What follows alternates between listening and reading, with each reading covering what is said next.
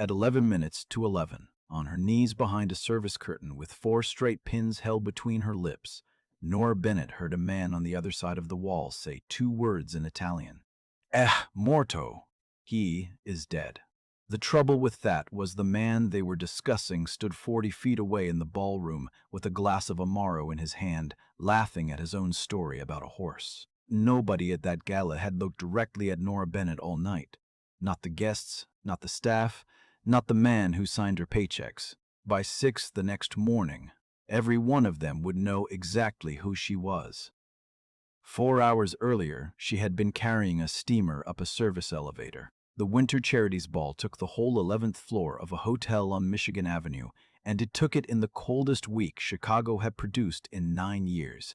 Sleet coming off the lake in flat gray sheets that hit the windows like handfuls of gravel. Nora came in through the loading dock at 6:50 with the steamer, a rolling case of thread, and an eviction notice folded into the inside pocket of her coat where it had been for 11 days. The atelier had been her father's. That was the joke she never told anybody, because it wasn't funny and because people don't know what to do with it. Bennett Son had cut men's suits on the 3rd floor of a stone building on Wabash for 31 years, and Thomas Bennett had been the finest cutter in the city and a terrible businessman. And when Cesare Bruno's money came in as an investment, it did not leave as one. For 4 years, the shop's books wallowed things that had never been made, bolts of cloth, commissions, freight.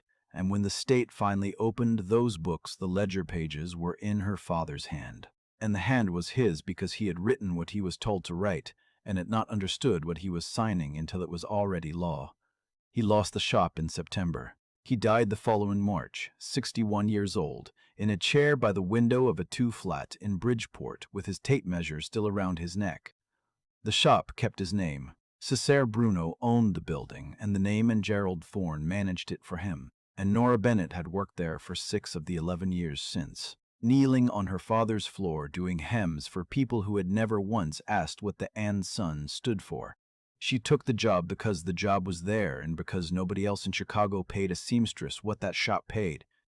She stayed for a reason she did not say aloud even to Grace. "You're doing the coat thing," Grace Molina said in the service corridor, taking the steamer off her before Nora could argue. Grace was 61, 4'11", and had been finishing buttonholes since before Nora was born. "Hand over the coat, sit down, and eat something before the doors open." I ate. You bought a coffee and stood next to a sandwich. Grace pushed a foil packet at her. "How's your mother?" "Breathing. On a good day, arguing." Nora unwrapped it. "They've set the date." Grace's hands stopped. "March 11th, Nora said. "Building's condemned, so it isn't technically an eviction. It's a vacate order, which apparently means we don't get the 90 days. She ate half the sandwich standing up, because she was not going to cry in a corridor at 7 in the evening. The commissioner's office signed it. Prescott, the same signature that's on 4 other buildings on that block, all of which are now going to be a very nice development. Owned by, take a wild guess. Grace said a word in Italian that Nora had learned in her first month at that shop, and Nora laughed, and that was the last easy minute either of them had for 11 hours. The doors opened at 8. On-call alterations at an event like that meant a folding table in a service alcove, behind a velvet curtain, a hotel pass on a lanyard, and 4 hours of being summoned by strangers to fix things that were not broken. A hem stepped on, a strap, a zipper that had been forced by a woman who had eaten dinner. Nora had done it 100 times. You knelt, you worked, and you did not look up, and if you did it right, nobody in the room could later describe your face. At 9:40, she was summoned to the mezzanine landing by Camilla Ashford. Camilla was the ball's honorary chair, 34, ash blonde, in an ice green gown from a house in Milan that had cost more than the vacate order was going to cost Margaret Bennett. She had a claim on the evening the way some people have a claim on a country. She was also that night, standing beside Preston Wilder, who had taken Nora to dinner 4 times in a different decade and had ended it in a restaurant with an explanation about his mother. And Preston had the good grace to look at the carpet. "There you are," Camilla said. "The seam's gone at the back." It had not gone at the back. Nora crouched and looked at it and found a single loose thread at the invisible zip. 30 seconds of work. And she did the 30 seconds of work while a small crowd assembled on the landing to watch a woman kneel. "Can you actually do this?" Camilla asked over her shoulder to Gerald Thorne, who had materialized the way he always did. "I don't mean to be difficult, Gerald. I'd assumed you'd send someone with an eye. This is Milanese. It's a line." She looked down. Her gaze went from Nora's face to Nora's shoulders to Nora's hips and stayed there be too long on purpose. And her voice softened into that register that women like Camilla use to make cruelty sound like concern. "Sweetheart, I'm sure you're very good with a needle, but I don't think you can see a silhouette you've never had access to." Somebody on the landing made a noise that was almost a laugh and turned it into a cough. Nora tied off the thread, bit it, sat back on her heels. "It's finished," she said. "Gerald, honestly." "Absolutely, Miss Ashford. Absolutely." Thorne had his hand under Nora's elbow before she was upright, and his grip said everything his voice would not. "Bennett, we'll work from the back corridor for the rest of the evening. You're too visible out here. The alcove is the back corridor. Then go further back." He smiled at Camilla. His fingers dug in. "Presentation is the entire product, Bennett. That's not personal. That's the trade." So they moved her table. Past the alcove, past the linen store, through a fire door and into a gray service passage that ran behind the ballroom's east wall, where the carpet ended and the concrete started, and the only light came from a caged bulb over the freight door. She sat down at a folding table in a hallway with her father's shears in her hand, and she thought with a clarity that surprised her that she had spent 32 years being moved further back by people who would not remember doing it. Then, at 11 minutes to 11, two men came through the far fire door and stopped, and did not know she was there. The curtain that separated the passage from the service bay was heavy velvet, floor length, hung to hide exactly the sort of thing Nora represented. She was on her knees behind it repinning a hymn she'd been given by a woman who hadn't said thank you. She had pins in her mouth. She could see, in the 2-inch gap where the curtain hung short of the floor, 6 inches of gray concrete and the shoes and trouser breaks of two men standing 4 feet away. They spoke quietly. One of them spoke in English, and it was a voice she did not know. The other answered in Italian. Nora's Italian was not good. She could not have held a conversation, but she had spent 11 years in a room where the master tailor swore in it, the finishers gossiped in it, and Grace conducted her entire emotional life in it. And there is a kind of comprehension that soaks in through the skin. She understood the shape of things. She understood tense. The English voice said, "He's leaving at 11. Car's on P3, west side. His driver takes the ramp." And the Italian voice said calmly, without any weight on it at all, 2 words. "Ah, morto. He is dead." Nora's whole body went cold from the sternum out. Salvatore Conti was in the ballroom. She had seen him 20 minutes earlier, 71 years old, in a beautiful old-fashioned dinner jacket, holding court by the ice display and telling a story with both hands. He was alive. He was alive right then. And this man was speaking about him in the tense you use for a thing already finished, which is a tense you only reach for when you have already paid the invoice. She did not move. She counted, because counting is what her hands did instead of shaking. She got to 9 before they walked away. In the 2 seconds before the second man turned, she looked at what she could see of him through the gap. Black Oxfords, worn evenly, resoled. A trouser leg with a full break and a working cuff. And the cloth. The cloth was midnight blue, so dark it read black until light hit it, with a faint slub in the weave that no mill made anymore. She knew it in her teeth. There had been one bolt of it in that shop brought in 8 years ago, and Thomas Bennett had been dead by then, but the stock cards were still in his filing system, and 4 suits had been cut from it. 4. She had hemmed 3 of them herself. She came out from behind the curtain, and she went back into the light of the ballroom, and there is a version of Nora Bennett who stood at the edge of that room for 6 minutes trying to decide whether she had really heard it. She was not that version. She had 8 minutes. Damiano Vitale had come in at 9:30 and had not moved from the same 12 square feet since. She had never been in a room with him. She had put a tape measure around his chest exactly once 4 years ago in the fitting room on Wabash with Gerald Thorne hovering and telling her not to speak unless spoken to. And she remembered the number, because she remembered every number, and she remembered that he had said thank you to her, which nobody in that shop's client book had ever done before or since. He was 37, and he did not appear to be enjoying himself, and the room had arranged itself around him anyway, the way iron filings arrange themselves without being asked. Two men stood near him. The lean, watchful one was Enzo Marchetti. The enormous one holding a glass of water like it had insulted him was Vince Ricci. Nora walked at them in a black shift dress with a pincushion still strapped to her wrist. Vince put a hand up when she was 8 feet out. No. Salvatore Conti's car is on P3, west side, and there's a man waiting on the ramp. Vince's hand stopped in the air. Enzo came around him fast and quiet and got between her and everyone else, and his face did not change at all, which frightened her more than shouting would have. Say that again. Slower. He leaves at 11. That's 4 minutes. Two men in the East Service passage said it out loud 8 minutes ago, one in English, one in Italian, and the one in Italian said, "Amor dull." Her voice was steady and her hands were not. He said it in the past. He said it about a man who's alive. You don't say that unless it's already arranged. Who are you? I do the hymns, Nora said. That's why they said it in front of me. Enzo looked at her for 1 second and a half. Then he turned his head and said, "Boss," in a voice that carried 9 feet and no further, and Damiano Vitale looked up. She had expected him to interrogate her. He didn't. He looked at her face for perhaps 2 seconds, and something went across his own.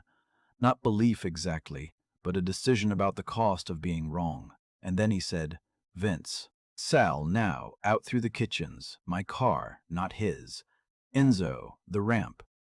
And they were gone, and the enormous man was crossing a ballroom at a speed that should not have been possible without anybody spilling a drink. Then he looked back at her, and the noise of the room seemed to withdraw a step. "Stay near me," Damiano said. "I have a table in the corridor." "Not tonight you don't." Salvatore Conti's car left P3 at 4 minutes past 11 with nobody in it, because Vince Ricci had a habit of sending vehicles ahead, and it reached the third turn of the ramp before the fire started. The driver was a valet who had been paid $200 to move it 40 feet, and who walked away with a burned hand and a story he told for the rest of his life. Nobody died. The hotel called it an electrical fault for 11 days. Nora was in a corridor by the kitchens when she heard it, 3 floors down and muffled, more felt than heard, a low compression in the building's bones. Damiano's hand closed around her upper arm, not hard, but with a completeness that admitted no argument, and he steered her past 2 chefs and out through a delivery door into the sleet, into the back of a car that was already running. "Where's your coat?" he asked, which was, of all things, the question that undid her. Salvatore Conti was in the car. He was gray under the eyes and furious in a way that had nothing to do with fear, and when he understood who Nora was, he took both her hands in his and held them and said something in Italian that she caught maybe a third of. "He says his mother would have liked you," Damiano said. "That isn't what he said." "No," Damiano agreed. "It isn't." They drove north with the wipers going. Nobody spoke for 6 blocks. Then Damiano said, without turning his head, "You understood the Italian." "Some." "How much is some?" "Enough to know he used the wrong tense on purpose," Nora said, "and enough to know he wasn't worried about being overheard, which means he'd already checked the corridor, which means he looked right at me and decided I was a piece of furniture." Salvatore made a low sound of appreciation. "That happen often?" Damiano asked. "Every day of my life, not after tonight." She turned in her seat to look at him. In the moving dark, his face was cut in slices by the streetlights, and she noticed for the first time that he was tired in a way that goes past sleep. "There's something else," Nora said, "and you're not going to want it." Say it anyway.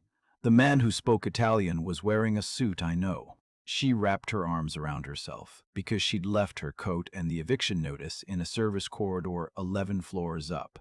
Midnight cashmere, single bolt, milled in Biella, discontinued. Your shop bought the whole bolt 8 years ago and cut 4 suits out of it. There were 4. There have only ever been 4. The car got very quiet. Say the number again, Damiano said. 4. Who? I don't know the names off the top of my head. I know the stock card exists and I know where it is because I put it back in the drawer myself. She held his eyes. Mr. Vertile, a bolt like that isn't something a man buys for himself. It's something a man buys for the people he trusts. Salvatore Conti closed his eyes and put his head back against the seat. Yes, Damiano said. It is. They went to Wabash. The shop occupied the 3rd floor of a stone building with a freight cage that had to be pulled by hand, and a stairwell that smelled the way it had smelled when Nora was 9 years old. Chalk steam, rule machine oil. Damiano had the keys, because Damiano had a great many keys. Vince stayed in the street. Enzo took the stairwell. Nora let them in, and turned on the long bank fluorescence over the cutting table, and stood for a second in her father's room at midnight. You worked here, Damiano said. It wasn't a question. 6 years. Before that it was my father's. She said it flat, walking to the filing cabinets, not looking at him. Bennett and Son. There wasn't a son. He put it on the window in 1988 because he thought a shop with a son in the name got better credit, and then he had me. And he never changed the sign. Damiano didn't say he was sorry. She would think about that later, that he didn't insult her with it. Cesare Bruno owns this building, he said instead. Cesare Bruno owns the building my mother's dying in, too. Nora pulled the drawer. Different building, same signature. The stock cards were where they had always been, because nobody had ever reorganized a system that only 2 people had ever understood, and one of them was dead. Bolt 4471, Biella. 8 years, 4 commissions, and against each one a client number, and against each client number a card in the other cabinet, with a name, a date, and 41 measurements in her father's handwriting. She laid the 4 cards on the cutting table under the lights. Salvatore Conti, Enzo Marchetti, Vince Ricci, Renzo Fontana. Damiano stood over them for a long time without touching them. Sal was in the ballroom, Nora said quietly. Enzo was 10 feet from you when I walked up. Vince had his hand on my sternum. I heard that man at 10:49. I know where all 3 of them were. So do I. Then say it. I'm not going to say it on a stock card, Nora said. I've watched what a piece of paper with the wrong name on it does to a man. It killed my father. If I'm wrong about this, I have destroyed somebody who's had your back for 20 years, and I'll have done it because I recognized a fabric through a gap under a curtain. She put both hands flat on the table her father had cut on. I need it to be his own voice that does it, not mine. Damiano Vitale looked at her across 4 index cards in a cold room at midnight. Then we'll get his voice, he said. They had 5 hours. They spent the first 2 of them on the ledgers, because Nora had realized something on the drive that she could not put down. If Renzo Fontana had been selling to the Brunos, the money had to arrive somewhere, and men like that never invent a channel when a channel exists. And there was a channel. There had always been a channel. It ran through the 3rd floor of a stone building on Wabash. Commissions for suits nobody wore, cloth nobody cut, freight nobody shipped. The exact machine that had been built 11 years ago with Thomas Bennett's hand on the pen. They had never dismantled it. They had just changed whose name was at the bottom. Nora went through the books at a speed that made Enzo stop pretending not to watch. 11 years. 940 commissions. She could tell a real ticket from a false one at a glance because a real ticket had a time on it, the hours logged by a finisher in pencil. In a hand she knew, and the false ones never did because the men who wrote them had never in their lives had to account for an hour. By 2 in the morning she had 3 years of it, cross-referenced, in a column, in her own printing. By 2:30 she had the account had flowed out to, and by 2:45 she had the name on the wire authorizations, and it was Eleanor Prescott, Deputy Commissioner of Buildings, who had signed a vacate order 11 days earlier on a 2-flat in Bridgeport containing a woman with failing lungs. Nora sat down on the floor of her father's shop with her back against the cabinet and did not cry. Damiano crouched down in front of her. He did not touch her. He wasn't a thief, she said. I know. He was a man who trusted the wrong client and then couldn't read what he'd signed fast enough. He had beautiful hands, and he could cut a coat for a body nobody else could dress, and he could not read a contract. And they took 11 years of his handwriting and made it into a weapon. She wiped her face with the back of her wrist. And I've been sitting in his room for 6 years hemming trousers for the people who did it. Why? Because I couldn't prove any of it, Nora said, and this was where the paper was. Damiano was quiet for a moment. How long were you going to wait? As long as it took. 6 years. 60, if it came to that. He looked at her then in a way that changed the temperature of the room, and Nora Bennett, who had been made small at 9:40 that evening by a woman in an ice green gown, felt something in her chest turn over and stay turned. At 3 in the morning, she made herself a dress. She would not have called it that. She would have said she couldn't walk into the reckoning in a black shift with a pincushion on her wrist, and there was a bolt on the shelf that had been sitting in that shop since before her father died. Heavy silk fela ox blood, deep as an old wound, that nobody had ever commissioned because nobody had ever had the nerve. Fabian Cross had told her about that bolt on her first week. Front of house, 40, exquisite, and he had said it kindly, which was the thing that made it stay. Never that color on a body like ours, darling. We wear architecture. We wear things that end the conversation politely. She cut it on her father's table with her father's shears. No pattern. She had been measuring herself for 11 years and never once written it down, and she found that she did not need to. She cut it long and cut it clean, and let it fall where her body actually was instead of where a house in Milan thought a body ought to be, and she penned it in 40 minutes and put it under the machine, and she did not once look in the long mirror until it was finished. When she did, Grace Molina, who had arrived at 2:30 because Nora had called her and because Grace did not ask why, said one word in Italian and then had to sit down. Damiano came out of the back office and stopped in the doorway.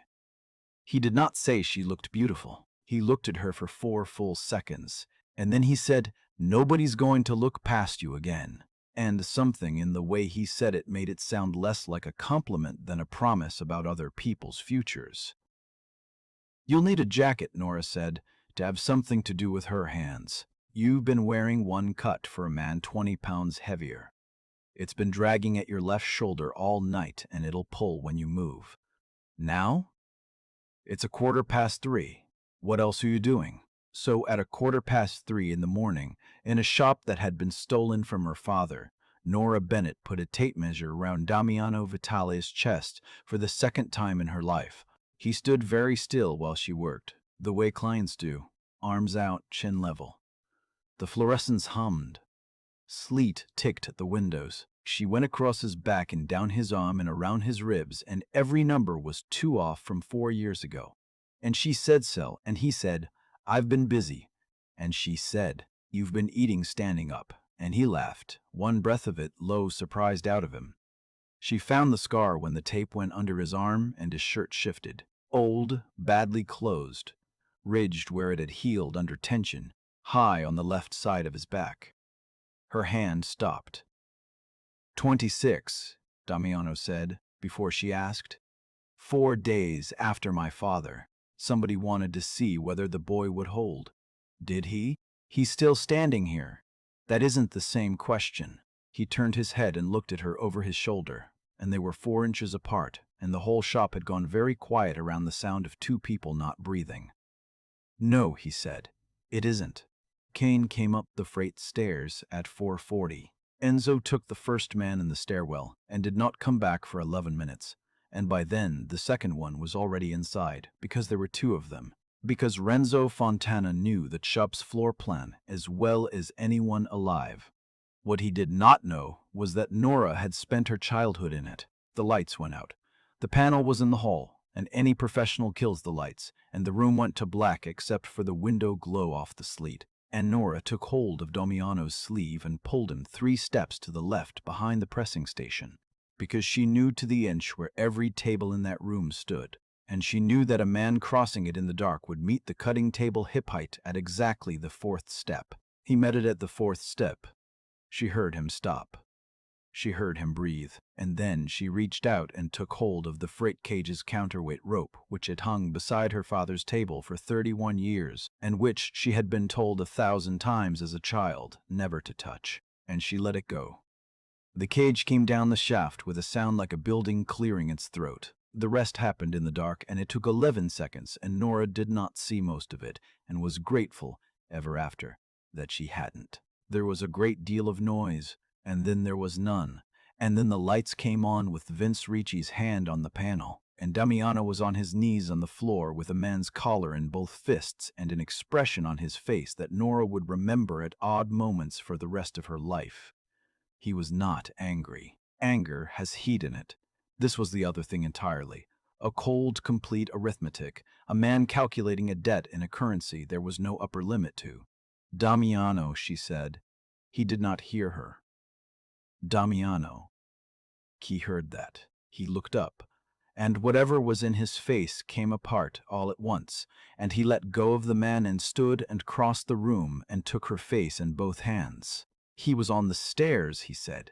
He was 11 feet from you. I know. If I had lost you in this room, you didn't. You don't understand what I'm telling you. I understand exactly what you're telling me, Nora said. And if you don't kiss me in the next 4 seconds, I'm going to be extremely unimpressed with the most feared man in Chicago. He kissed her against the edge of her father's cutting table with his hands buried in oxblood silk. And there was nothing careful in it, and nothing sweet. It was the kiss of a man who had spent 11 years being careful and had just been shown in the dark what it would cost him to keep being careful for 1 hour longer. She got a fistful of his shirt. He said her name against her mouth like it was a fact he was checking. Somewhere behind them, Grace Molina said, "To nobody," finalmente, and went to make coffee. Renzo Fontana arrived at 6 in the morning because Damiano called him at 5:30 and told him Salvatore was dead and that he needed him at the shop. Dawn was coming up gray and wet over the L tracks. There were 9 people in that room. Renzo came in fast with his coat still on, and his face was doing grief so convincingly that Nora understood, watching him, that the man had probably rehearsed it in the car. Boss, boss. He took Damiano by both arms. Tell me it isn't. Sit down, Renzo. He sat. He was 54, silver at the temples, warm, the kind of man who remembered your mother's name. Midnight cashmere, a full break, black Oxfords, resold. Nora came around the cutting table. I'm the one who heard them, she said. Behind the curtain in the East Passage, 2 men, at 10:49. She let that land. One spoke English, one spoke English, one spoke English. I've been trying all night to be sure of what he said because my Italian's poor and I only caught a couple of words. But I'm fairly confident he said sono morti. Renzo Fontana's mouth moved before his brain could stop it. Morto.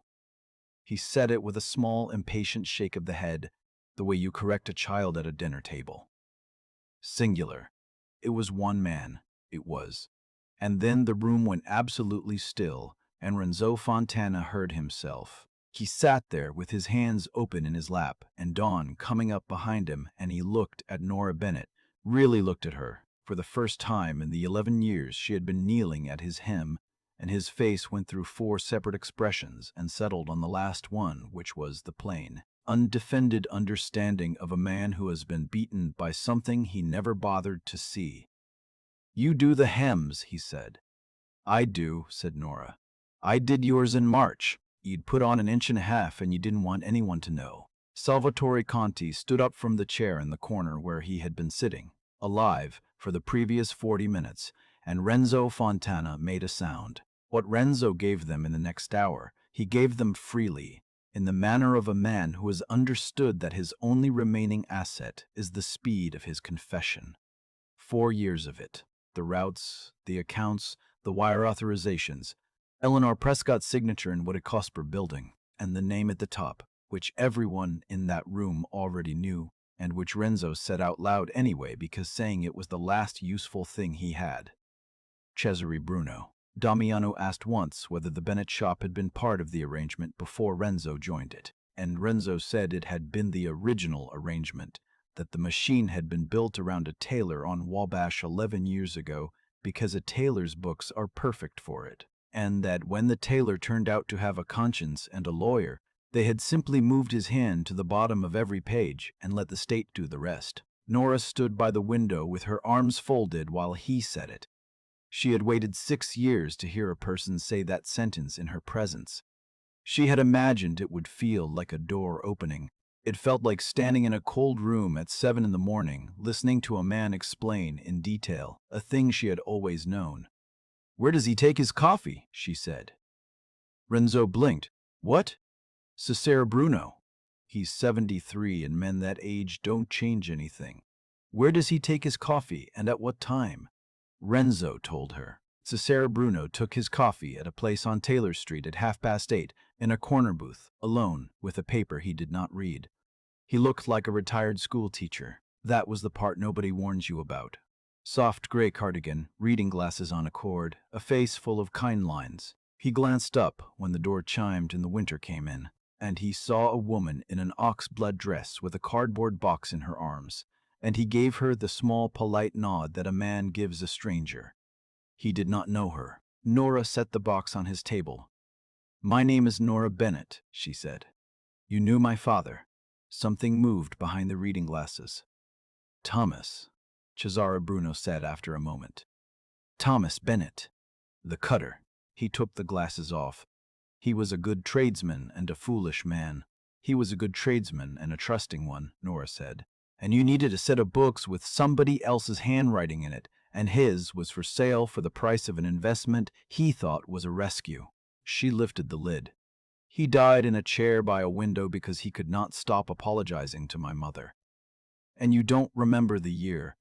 I can see that you don't. Young woman, 11 years of commissions. The false tickets are the ones with no hours logged on them, which you'd have known was a problem if you'd ever worked an hour in your life." She began setting them out, one stack at a time, on the table between the salt and the ketchup. 940 commissions, 406 of them are ghosts. The freight cards, the wire authorizations with Eleanor Prescott's signature on 11 of them, including the vacate order on my mother's building, which is a nice touch, incidentally, because it means the machine you built out of my father is currently being used to put his widow on the street. Her hands were steady. She had noticed that about 10 minutes ago and had been quietly amazed by it since. And Renzo Fontana's statement, which is 40 pages and which he signed at 7:10 this morning. Cesare Bruno looked at the stacks of paper on his table for a long moment. "You've had a busy night," he said. "You have no idea. And what is it you imagine happens now?" "Now?" Nora put the lid back on the empty box. "Now I go home and sleep, because I've been awake for 26 hours and I have a great deal to do this week. What happens to you isn't mine. I only ever wanted the paper. You taught me that yourself. You put a man's name on paper and it did all the rest of the work for you, and it cost you nothing, and you don't even remember his face." She stood up. "So I put yours on paper. That's all.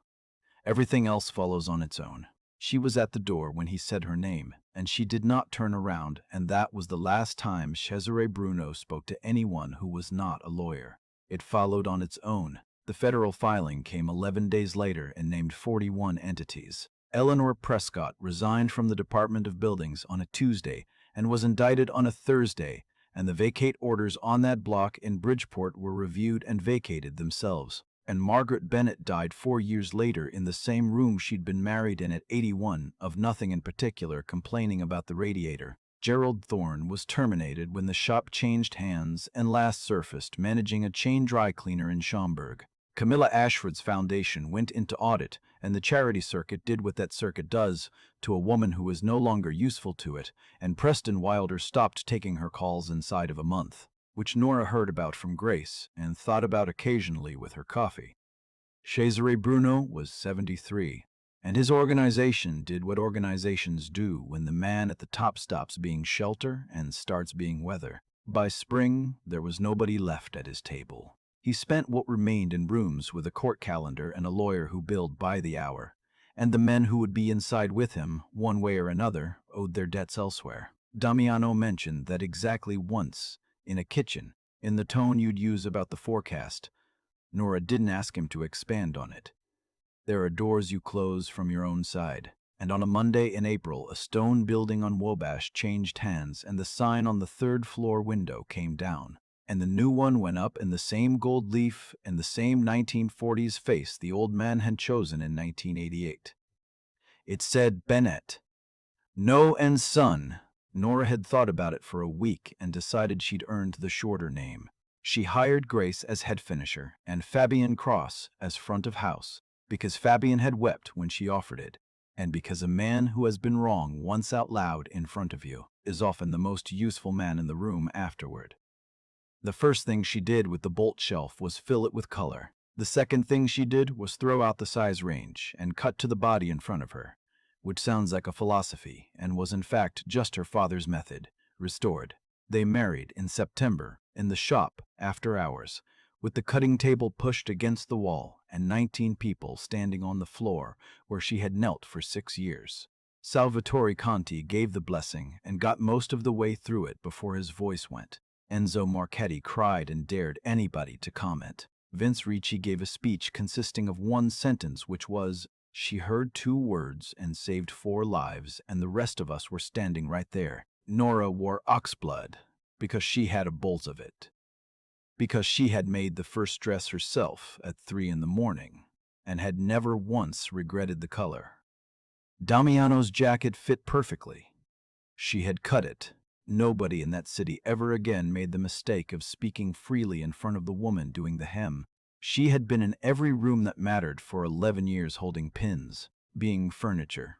And the men who built their whole empire on the certainty that she wasn't listening lost it in a single night to a woman who was. If this one got its teeth into you, hit that like button so the algorithm knows where to send the next one, and share it with the woman in your life who's been made to work from the back corridor. Subscribe for a new full story every week, and tell me in the comments, if you'd been behind that curtain, would you have walked into the ballroom, or would you have kept your head down? Be honest. I read every single one.